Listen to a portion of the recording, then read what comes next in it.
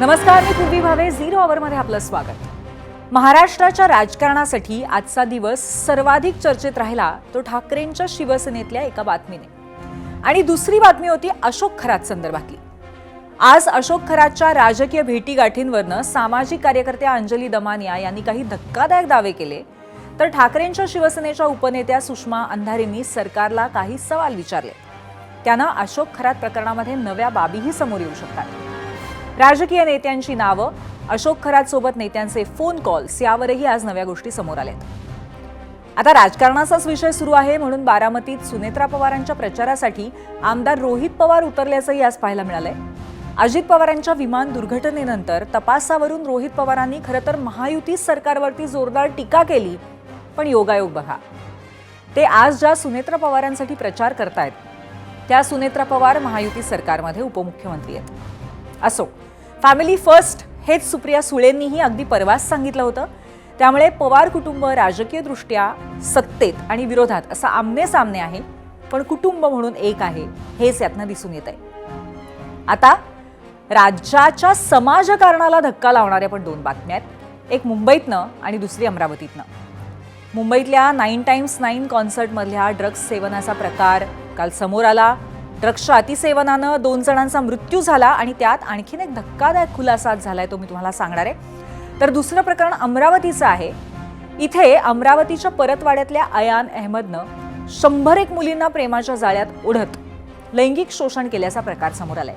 त्या प्रकरणी आज अमरावती पोलिसांनी मोठा निर्णय घेतलाय. तर राज्यातल्या समाजकारणापासून राजकारणापर्यंतच्या या सगळ्या घडामोडी अगदी विस्तारानं आपण समजून घेणार आहोत. पण सुरुवात करणार आहोत आजच्या प्रश्नानं, आणि तो प्रश्न आहे आदित्य ठाकरेंसंदर्भातल्या असलेल्या आजच्या बातमीनं. चला पाहूयात प्रश्न, जाऊयात पोल सेंटरला. आजचा आमचा प्रश्न आहे, आदित्य ठाकरेंना कार्याध्यक्ष केल्यानं ठाकरेंच्या सेनेला फायदा होईल का? होय आणि नाही असे दोन पर्याय आहेत.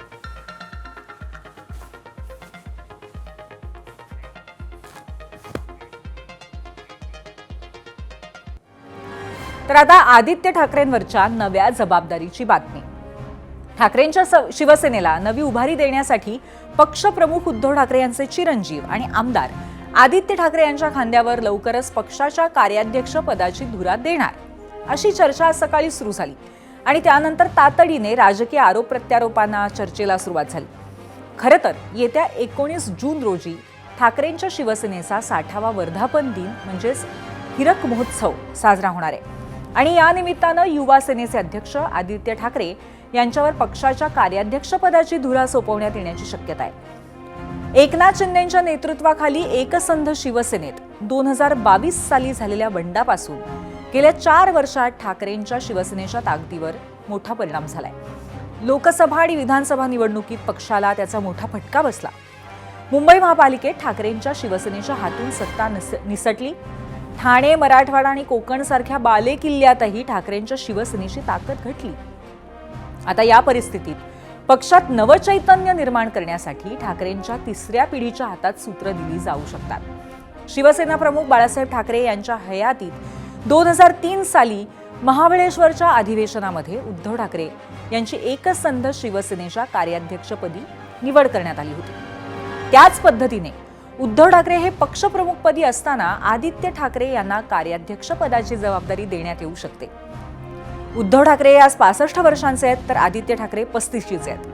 2029 सालच्या आगामी लोकसभा आणि विधानसभा निवडणुकांच्या आधी ठाकरेंच्या शिवसेनेला महाराष्ट्राचा कानाकोपरा पिंजून काढणाऱ्या नेत्याची गरज आहे.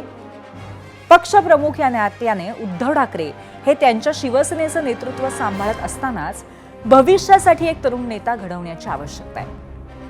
आणि आदित्य ठाकरे यांच्या रूपाने ठाकरेंच्या शिवसेनेत सध्या एकमेव पर्याय.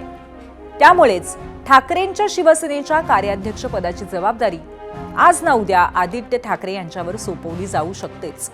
त्यात येत्या 19 जूनला ठाकरेंच्या शिवसेनेच्या हिरक महोत्सव साजरा होणार आहे आणि ती एक संधी असेल, तो एक मौका असेल. त्याआधी पक्षाच्या कार्यकारिणीची बैठक बोलवून त्यात आदित्य ठाकरेंची कार्याध्यक्षपदी निवड केली जाण्याची शक्यता फार जोर लावून वर्तवण्यात येते. माननीय उद्धव ठाकरे सुद्धा कालांतरानं पक्षाचे कार्याध्यक्ष झाले होते आणि जर श्री आदित्य ठाकरे यांचं नाव समोर आलं असेल आपल्या माध्यमातून तर नक्की त्याचं स्वागत केलं पाहिजे. तरुण पिढीच्या हाती नेतृत्व देताना या सगळ्या गोष्टीचा विचार केला पाहिजे की पुढलं राजकारण हे तरुणांच्या हातातच जायला पाहिजे. कोणतंही ट्रान्झिशन सहज होत नसतं, मग ते राजकीय असो की सामाजिक.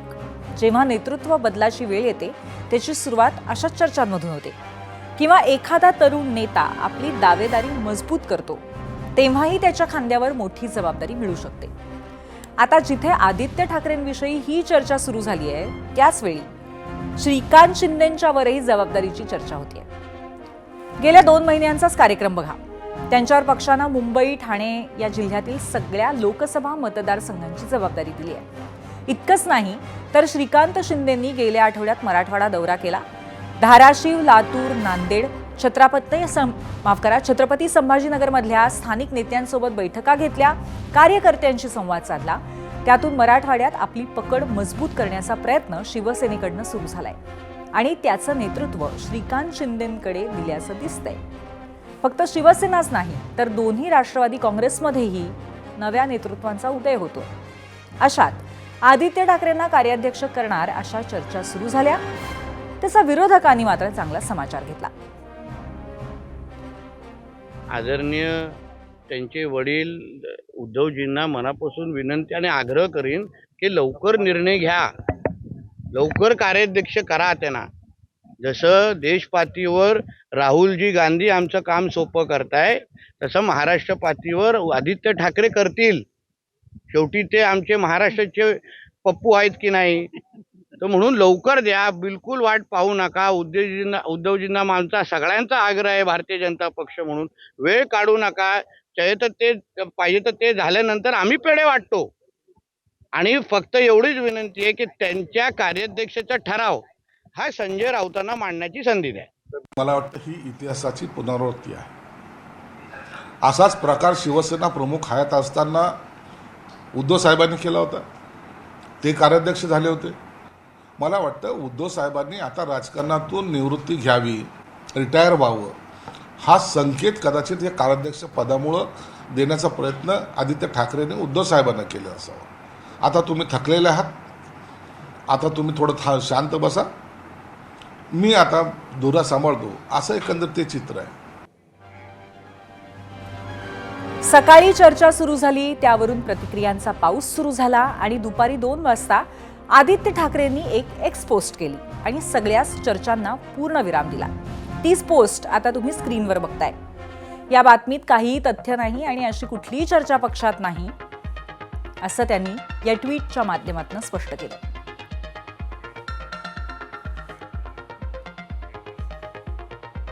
आणि आता आज दिवसाभरातली दुसरी महत्त्वाची बातमी, ही बातमी आहे नाशकातनं.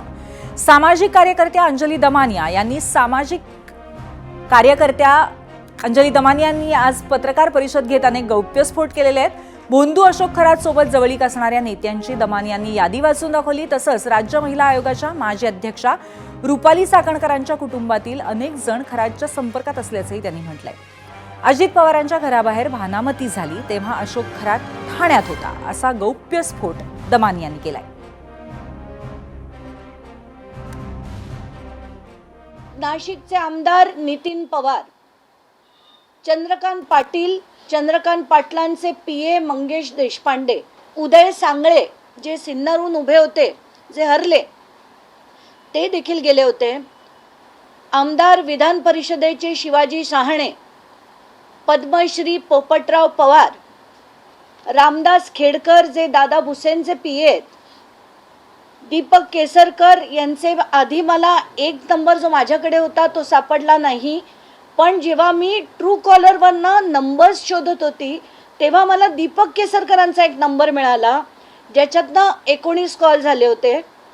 राहुल कोतडे जे OSD आहेत विखे पाटलांचे, एकनाथ शिंदेंचं तर मी म्हटलंच आहे, प्रभाकर काळेंचं मी म्हटलंच आहे, सुनील तटकरे आणि एक जे नवीन नाव मिळालं आहे ते म्हणजे जयंत पाटील राष्ट्रवादीचे.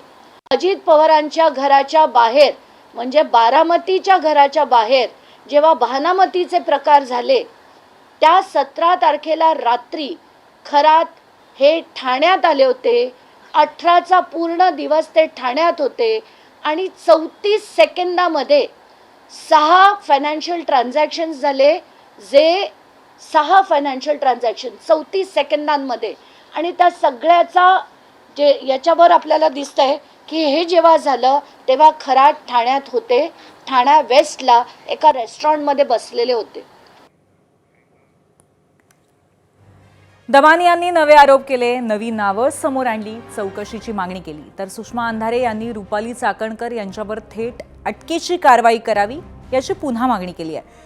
पण त्याही पलीकडे जाऊन त्यांनी उपमुख्यमंत्री सुनेत्रा पवार आणि मंत्री अदिती तटकरेंना सवाल केले. चाकणकरवर तर आत्ता गुन्हा दाखलच झाला पाहिजे, कारण ज्या पद्धतीची इन्व्हॉल्वमेंट चाकणकरची दिसलेली आहे ते बघता चाकणकर आत्तापर्यंत गजाड व्हायला हव्यात. पण मी पुन्हा सांगते की प्रतिभा चाकणकरचा बळी दिला जात आहे का रुपाली चाकणकरच्या राजकीय मुत्सद्देगिरीपुढे? कारण सगळं रुपाली चाकणकरांनी केलं, पण कागदोपत्री प्रतिभा चाकणकरांना अडकवण्याचा प्रयत्न असं काही होतंय का? ठाणेकरांच्या कनेक्शनमध्ये केसरकरचं अजूनही कुठलीही चौकशी झाली नाही. जो दीपक लोंढे अतिशय जवळचा माणूस आहे, त्या दीपक लोंढेच्या सोबत दीपक केसरकरचे असणारे घनिष्ठतम संबंध बघता केसरकरला अजूनही चौकशीला बोलावलं जात नाही. मुख्यमंत्री साहेब, तुम्ही कुणाला वेड्यात काढताय? सुनेत्रा वहिनी, मला मान्य आहे की आधीचे दिवस काही गडबडीत गेले, दादा गेले, सहानुभूती सगळं ठीक आहे, पण आता निवडणुका लढताय तुम्ही. महाराष्ट्रातल्या महिलांच्या सुरक्षिततेसाठी तुम्ही काय पावलं उचलली? पण महाराष्ट्राच्या पहिल्या वहिल्या महिला उपमुख्यमंत्री म्हणून चाकणकरांच्या अटकेसाठी एक तत्पर कारवाई करण्याचा स्टँड तुम्ही घेतला पाहिजे, जो तुम्ही अजूनही घेतलेला नाही. आणि आता या अनुषंगाने आम्ही जो प्रश्न विचारलाय त्यावर आज जनसामान्यांच्या प्रतिक्रिया काय आल्यात आपण पाहूयात मीडिया सेंटरला.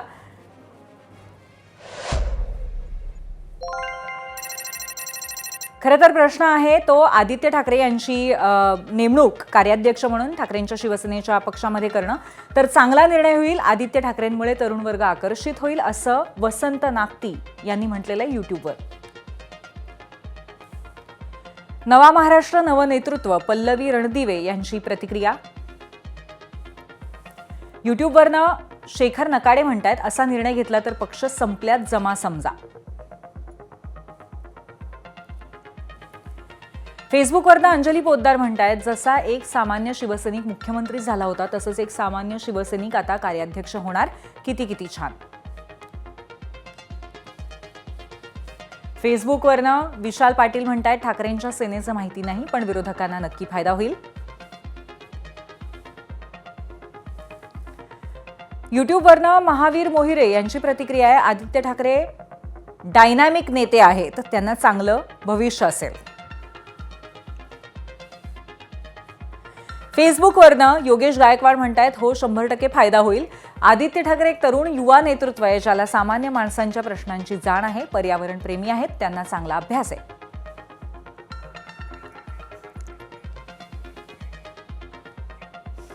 आणि या प्रतिक्रिया सगळ्या होत्या त्या अर्थातच आदित्य ठाकरे यांचं नेतृत्व आणि त्या अनुषंगाने असलेल्या चर्चेवर होत्या, प्रश्नावर होत्या. परंतु आता आपण ठाकरेंच्या शिवसेनेच्या प्रवक्त्या सुषमा अंधारे आणि सामाजिक कार्यकर्त्या अंजली दमानिया यांच्याशी चर्चा करणार आहोत. ती चर्चा आहे त्यांनी आज जे घणाघाती आरोप केलेले आहेत खरात प्रकरणामध्ये आणि त्याचबरोबर जे प्रश्न विचारलेले आहेत सरकारला, त्या अनुषंगाने सुरुवात करणार आहोत. अंजलीताईंपासून दोघींचंही खूप खूप स्वागत आहे.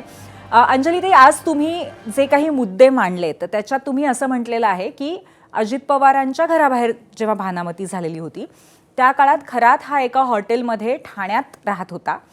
काही सेकंदांमध्ये काही ट्रान्झॅक्शन्स झालेली आहेत त्याच्या बाबतीमध्ये फोनची. तर या सगळ्या माहितीमध्ये जो ठाण्याचा संदर्भ तुम्ही दिलेला आहे तर त्याचा नक्की संदर्भ काय आहे, त्यातून काय सूचित करायचं आहे तुम्हाला? नाही, कसं झालं की जेव्हा 27 ते 31 या दिवसांमध्ये 5 दिवसात म्हणजे खरं समता पतसंस्था आहे त्याची महिन्याचे मी ट्रान्झॅक्शन बघितले.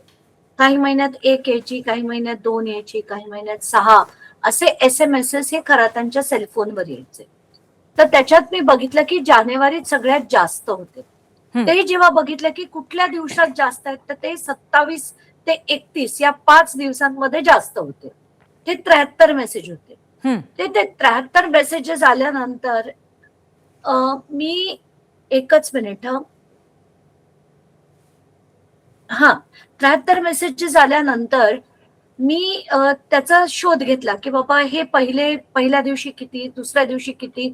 तर कळतंय की एक दिवसात एका दिवशी 24 आले, एका दिवशी 28 आले. आणि मी विचार करते की हे कसं शक्य आहे, कारण एवढे ट्रान्झॅक्शन्स एका दिवसात कोणीच व्यक्ती करत नाही. म्हणजे आता समजा मी माझं खातं HDFC बँकमध्ये आणि मी काही ट्रान्झॅक्शन केलं, आधी मला OTP येतो, मग ते OTP टाकला की ते ट्रान्झॅक्शन कम्प्लीट होते. पण एकेका दिवसात समजा 28, दुसऱ्या दिवशी 24, तिसऱ्या दिवशी 19 असे नाही अंजली, 5च दिवसात अंजली ताई, हे सगळं बरोबर आहे. तुम्ही कशा पद्धतीने त्यापर्यंत पोहोचलात हा मुद्दा वेगळा आहे, परंतु मुद्दा असा आहे की ठाण्याशी असलेला संदर्भ तुम्ही का मेन्शन केलात? केवळ एक माहिती म्हणून? त्याच्यावरच येते. तर हे जेव्हा मी शोधले 5 दिवसातले, तेव्हा रोहित पवारांनी ट्विट केलं की भानामतीचा प्रकार सुद्धा अजित पवारांच्या घरी, त्यांच्या घराच्या, बारामतीच्या घराच्या बाहेर झाला होता. तर मग मी त्याचा शोध घेतला की हा कधी झाला होता. तो 18 नोव्हेंबरला झाला होता. मग मी 18 नोव्हेंबरला समताचे किती मेसेजेस होते हे बघितले, तेव्हा मला ते दिसलं की 6 मेसेजेस होते. मग मी त्याचं टावर लोकेशन बघितलं, ते ठाण्याचं निघालं.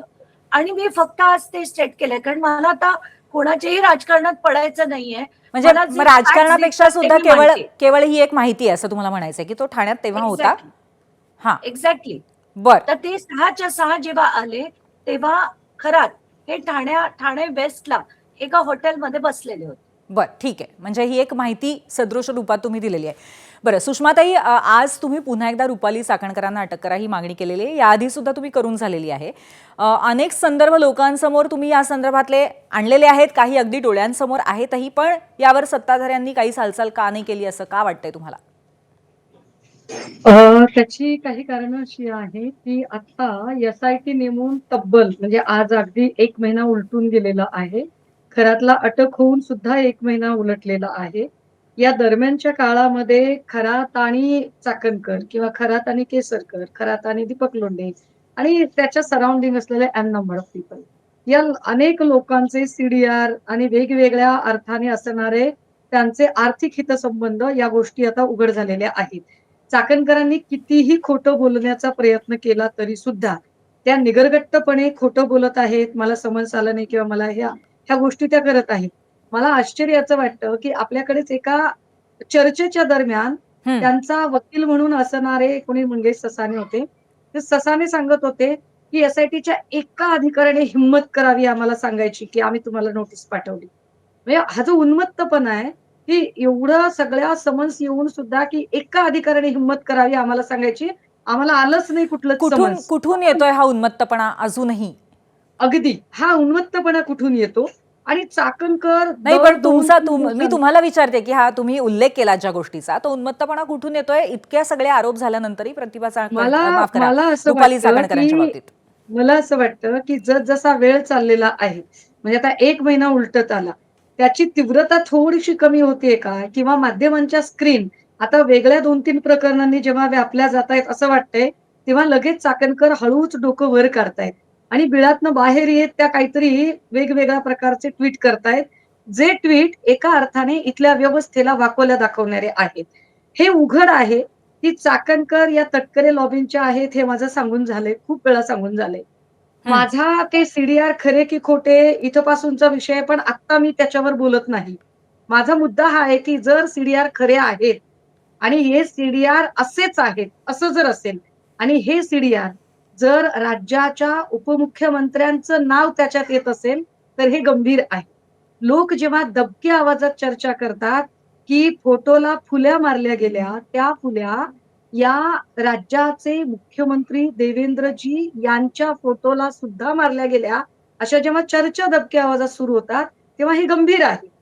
जर राज्याच्या मुख्यमंत्र्यांच्या संबंधाने बातमी येते आणि ज्या माणसाच्या संबंधाने बातमी चालू आहे खराच्या संबंधाने. बर हो खरा जर राज्याच्या उपमुख्यमंत्र्यांशी बोलत आहे, त्या हं. उपमुख्यमंत्र्यांच्या पक्षातल्या आमदाराशी बोलत आहे हं. किंवा आता तिची चर्चा झाली की तो कुठे बसलेला होता, तर तो ठाण्यामध्ये बसलेला होता. हं.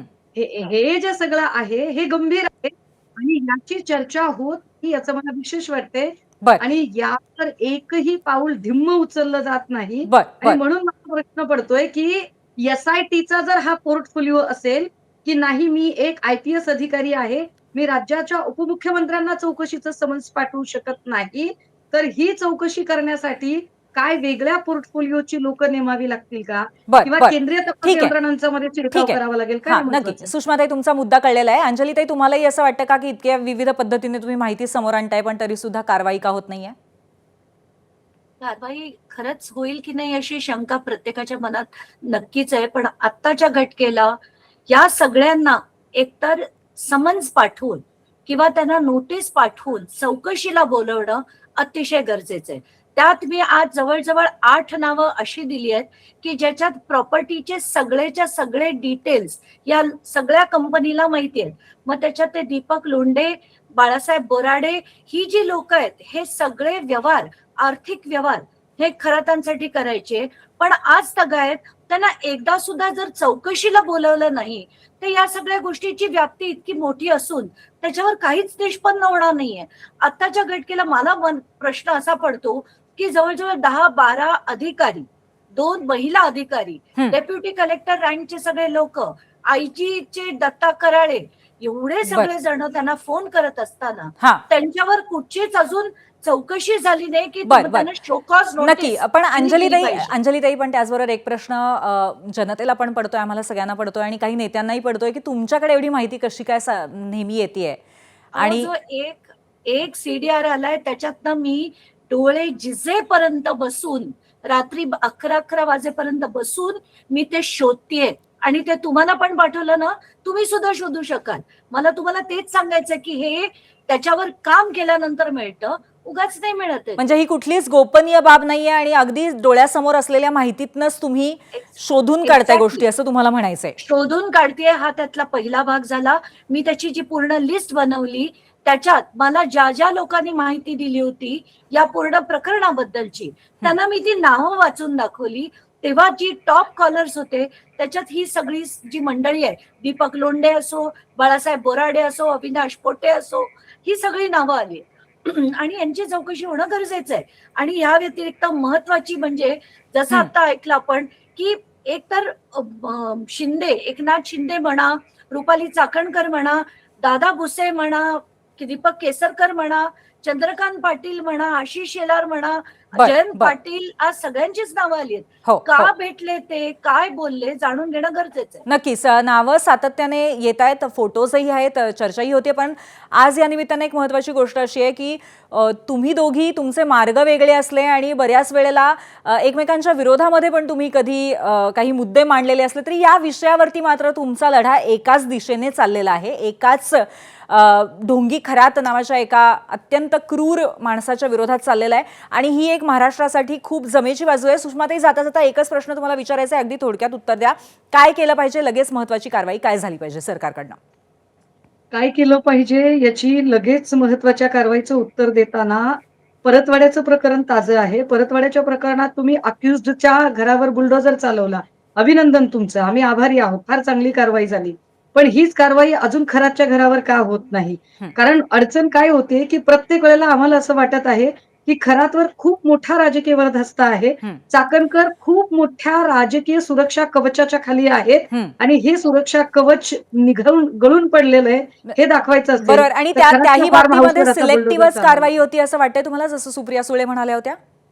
खूपच सिलेक्टिव्ह कारवाई आहे, खूपच सिलेक्टिव्ह गोष्टी. म्हणजे दीपक लोंढेला चौकशीला बोलावणे किंवा फक्त त्या दुसऱ्या माणसाला बोलावणे इतकी सोपी गोष्ट नाहीये. याच्यातला भांडेकर असेल किंवा याच्यातला ललित पोकळे असेल, याच्यातलं अगदी समतापूर्व म्हणजे काही वेचक आणि वेधक लोकांच्या बाबतीमध्येच कारवाईचा संकेत दिले जातात आणि तेही पूर्णपणे होत नाहीये असं तुम्हाला वाटतंय. अंजलीताई, तुम्हालाही असं वाटतंय का? अगदी नक्कीच. आत्ताच्या घटकेला सिलेक्टिव्ह चौकशी चालली आहे. प्रतिभा चाकणकरांना बोलवलं गेलं, पण मग रुपाली चाकणकर ज्यांनी सगळ्यात जास्त कॉल केले, ज्यांचं सगळ्यात जास्त ड्युरेशन आहे कॉल्सचं, म्हणजे सगळ्यात जास्त जर एखाद्या व्यक्तीने कराची चर्चा केली असेल तर 2 नंबरवर जर रुपाली चाकणकर असतील तरी सुद्धा त्यांना जर बोलवलं गेलं नाही तर ही चौकशी आहे का नुसताच एक असा प्रश्न पडतो. आणि महत्वाची गोष्ट अशी की प्रतिभा चाकणकर असू शकतं की प्रतिभा चाकणकरचा फोन नंबर वापरला गेलाय, केवायसी साठी सुद्धा वापरला गेलाय आणि फोन कॉलिंग साठी सुद्धा वापरला गेलाय. कदाचित चाकणकरचा बळी, प्रतिभा चाकणकरचा बळी देऊन रुपाली चाकणकर स्वतःची राजकीय मुत्सद्देगिरी सिद्ध करण्याचा प्रयत्न बरोबर आहे. नक्कीच तुम्ही असं म्हणताय सुषमाताई, आणि त्याचबरोबर अंजलीताई पण तुम्हाला दुजोरा देत आहेत. मला वाटतं या क्षणी हीच सगळ्यात मोठी जमेची बाजू आहे की यावरती तुम्हा दोघांचं एकमत होतं आणि लढा एकाच दिशेने. धन्यवाद दोघी जणी आज चर्चा करायला आलात त्याबद्दल. आणि यानंतर आपण थेट जाऊयात पोल सेंटरला, पाहूयात पहिल्या प्रश्नावरती आज महाराष्ट्राचा कौल काय आलेला आहे. प्रश्न अर्थातच वेगळ्या राजकीय घडामोडीबद्दल आहे की आदित्य ठाकरेंना कार्याध्यक्ष केल्यामुळे ठाकरेंच्या सेनेला फायदा होईल का. 41,000 मतं आली आहेत आणि 71% लोक म्हणतायत होय, नक्कीच ठाकरेंच्या सेनेला फायदा होईल आदित्य ठाकरेंना कार्याध्यक्ष केलं तर. कालच आम्ही तुमच्याबरोबर आमची चिंता शेअर केली होती की महाराष्ट्र ड्रग्ज आणि सेक्सच्या विळख्यात अजून अडकत जातोय का.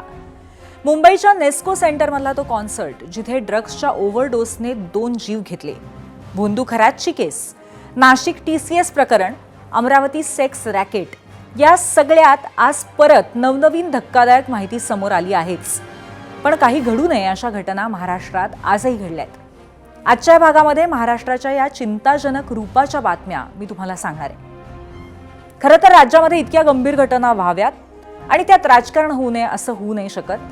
या सर्व घटनांवरनं विरोधकांनी सरकारला लक्ष करायला सुरुवात केली आहे. काँग्रेसचे प्रदेशाध्यक्ष हर्षवर्धन सपकाळांनी तर राज्याचे मुख्यमंत्री देवेंद्र फडणवीस ज्यांच्याकडे गृह खातं आहे त्यांचा थेट राजीनामाच मागितलाय. यामध्ये पुढे राजकारण सुद्धा काय वळण घेतं तेही आपण पाहणार आहोत. पण एकंदरीतच या सर्व घडामोडींच्या अनुषंगाने आम्ही जो प्रश्न विचारलाय तो पाहण्यासाठी आधी आपण जाऊयात पोल सेंटरला. आजचा आमचा दुसरा प्रश्न 0 आवरचा. भारतात महिला अत्याचारांवरची शिक्षा आणखी कठोर करणं गरजेचं बनलंय का, हा अर्थातच याच सगळ्या प्रकरणांशी संबंधित असा प्रश्न आहे.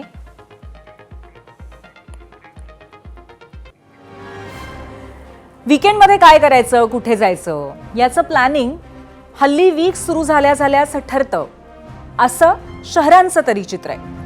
आणि अशाच एका वीकेंड कॉन्सर्टनं मुंबईसह महाराष्ट्राला हादरवून टाकलंय. गोरेगावमधल्या कॉर्पोरेट एरियात असलेल्या नेस्को सेंटरमध्ये 11 एप्रिलला 9x9चा म्युझिकल कॉन्सर्ट झाला. पण सोमवार रात्रीपासून त्या म्युझिकल कॉन्सर्टबाबत धक्कादायक आणि चिंतेत टाकणाऱ्या बातम्या समोर यायला लागल्या. या कॉन्सर्टमध्ये गेलेल्या 2 तरुण विद्यार्थ्यांचा मृत्यू झाला. या मुलांचा मृत्यू झाला होता ड्रग्सच्या ओव्हरडोसमुळे. ही बाब समोर आली आणि या सर्व कॉन्सर्टचं कॉन्सेप्टही उजेडात आलं. या कॉन्सर्टमध्ये आतापर्यंत पोलिसांनी 15 ते 16 जणांची चौकशी केलेली आहे. यापैकी एका विद्यार्थिनीनं आपण आपल्या मित्रांसोबत ड्रग्ज घेतल्याचं कबूलही केलंय. त्याबरोबरच पार्टीनंतर अर्धनग्न अवस्थेत बेभान तरुण तरुणी गोंधळ घालत असताना गाड्यांच्या टपावर नाचतानाचे व्हिडिओजही समोर आलेले आहेत. इतकंच काय तर या कॉन्सर्टमध्ये जाण्यासाठी जी फी आकारण्यात आली त्याचं रेट कार्डही ABP माझाच्या हाती लागलं. हे रेट कार्ड पाहिल्यानंतर धक्का लागल्याशिवाय राहत नाही. Backstage, after party, VIP, general आणि टेबल अशा कॅटेगरीत शुल्क आकारण्यात आलं होतं. टेबलवरचे रेट तर हे 1 ते 3 लाखांच्या घरात इतके प्रचंड होते. गोरेगावच्या कॉन्सर्टमध्ये एक ओळखीचा चेहरा सुद्धा दिसला आणि तो चेहरा तुम्ही स्क्रीनवर बघताय. सोशल मीडिया इन्फ्लुएन्सर ऑरी या पार्टीमध्ये तो नाचताना दिसतोय. विशेष म्हणजे याआधीही ड्रग्ज संबंधातच मुंबई पोलिसांच्या अंमली पदार्थ विरोधी कक्षानं ऑरीची चौकशी केलेली आहे. आता या प्रकरणातही त्याची चौकशी होणार का हे पाहावं लागेल.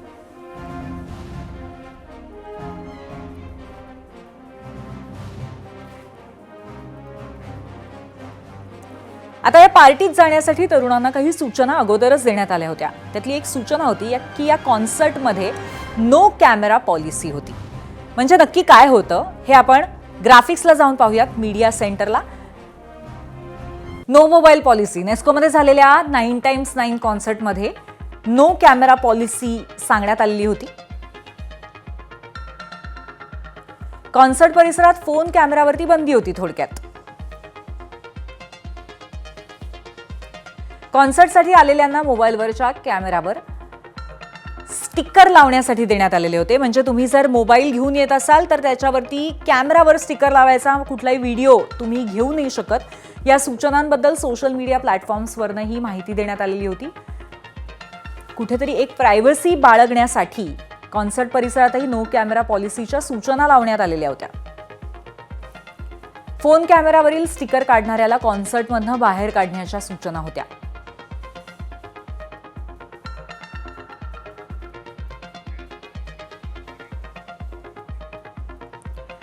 त्यामुळे नक्की असं काय कारण होतं की या कॉन्सर्टमध्ये कुठल्याही पद्धतीचं चित्रण न करणं आयोजकांना गरजेचं वाटत होतं? हे हळूहळू समोर येणारच आहे. पण या कॉन्सर्ट प्रकरणी पोलिसांनी ड्रग पुरवणाऱ्या आनंद पटेलसह 6 जणांना आता अटक केली आहे. पण आता या प्रकरणामध्ये लायझनिंग करणारा इंद्रजित सिंग यालाही तात्काळ अटक करण्याची मागणी महाराष्ट्र नवनिर्माण सेनेनं केली आहे. म्युझिक कॉन्सर्टच्या नावाखाली ड्रग्ज पार्टीची परवानगी सुद्धा इंद्रजित सिंग यांनी घेतली होती का असा आरोप, असा सवाल मनसेनं केलाय. इंद्रजित सिंग हा मंत्री आणि वरिष्ठ अधिकाऱ्यांची नावं सांगून सर्व परवानगी मिळवायचा असा आरोपही मनसेने केलाय. परंतु या प्रकरणानंतर इंद्रजित फरार आहे. आता या सर्व घडलेल्या प्रकाराच्या विरोधात मनसेनं आक्रमक होत आंदोलनही केलं. त्यासोबत ताडदेव पोलीस स्टेशन गाठत महालक्ष्मी रेसकोर्सवरती होत असलेल्या पार्ट्यांबाबत पोलिसांना माहिती दिली. यावेळी मनसेच्या पदाधिकाऱ्यांनी पोलिसांना महालक्ष्मी रेसकोर्सवर मार्च महिन्यात झालेल्या एका पार्टीचे व्हिडिओ दिले आणि त्या पार्टीतही तरुण नशेच्या खाली होते हे निदर्शनास आणून दिलं.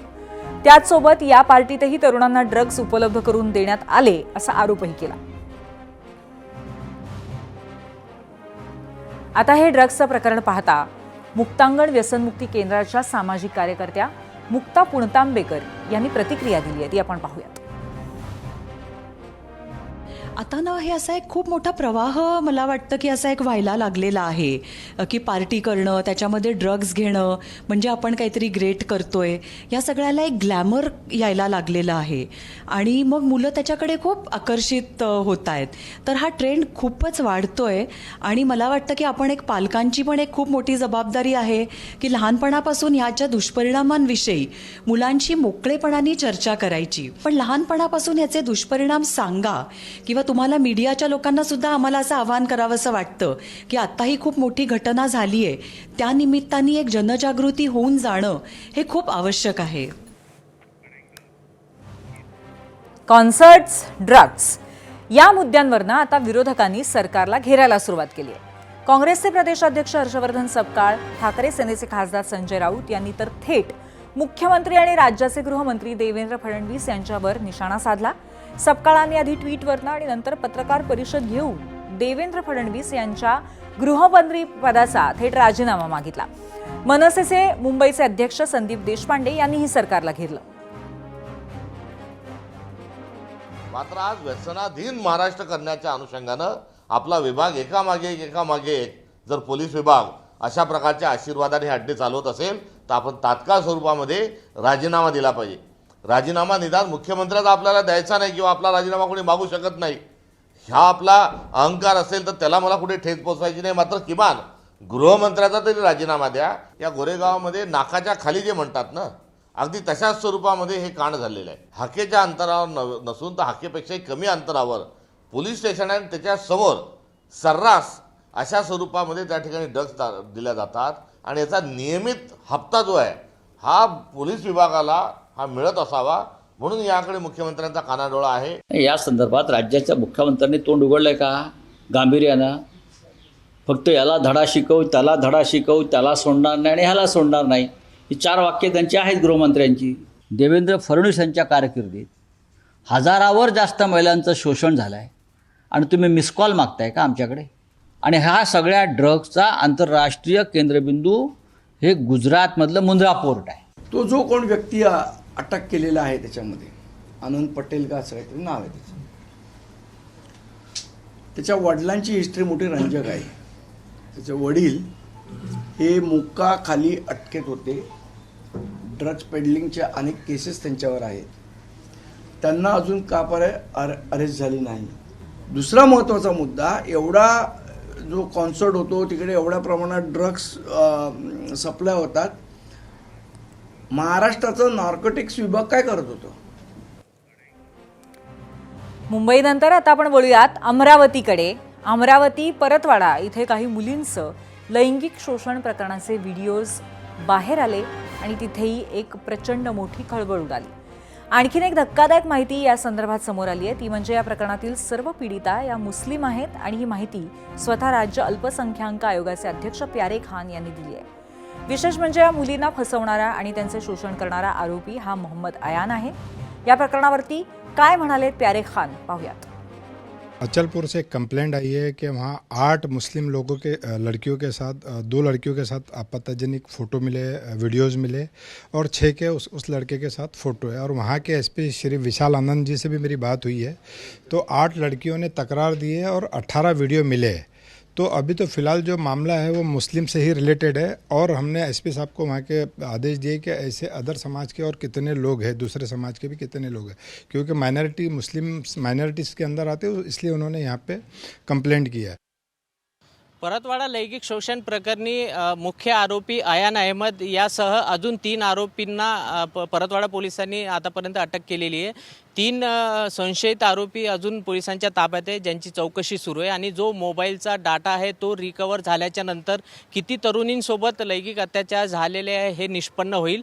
परंतु जी मागणी होत होती की या प्रकरणी SIT स्थापन करावी, परतवाडा लैंगिक शोषण प्रकरणी आता SIT स्थापन करण्यात आली. पोलीस अधीक्षक विशाल आनंद यांनी अचलपूरचे सहाय्यक पोलीस अधीक्षक शुभम कुमार यांच्या नेतृत्वात ही SIT स्थापन केली. यात 10 पोलीस अधिकारी आणि 36 अंमलदारांचं विशेष तपास पथक आहे. दुसऱ्या प्रश्नावरती आपण महाराष्ट्राच्या प्रतिक्रिया काय ते आता पाहणार आहोत. मीडिया सेंटरला दीपक मानसिंगे म्हणतात, नक्कीच महिला अत्याचारांवरची शिक्षा आणखी कठोर करणं गरजेचं आहे. जोपर्यंत कायद्यात बदल होत नाहीत तोपर्यंत असे निष्पाप बळी जात राहतील. एक्सवरनं त्यांनी प्रतिक्रिया दिली आहे. यूट्यूबवरनं चंद्रशेखर यांची प्रतिक्रिया, कायदे कठोर करणं आवश्यक नाही तर सध्याचे प्रचलित कायदे व्यवस्थित अंमलात आणले पाहिजेत. फेसबुकवरनं पुढची प्रतिक्रिया प्रशांत पाचार यांची आहे. देशात महिला अत्याचारावर कायदे अतिशय कडक करणं गरजेचं आहे.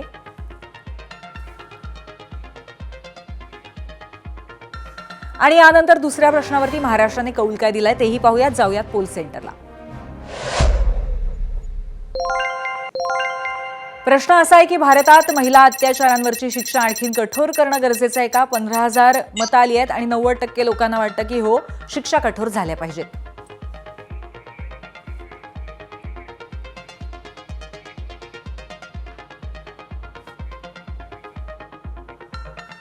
आणि या उत्तराबरोबरच 0 आवरमध्ये आज आपण इथेच थांबतोय. पाहत रहा ABP माझा.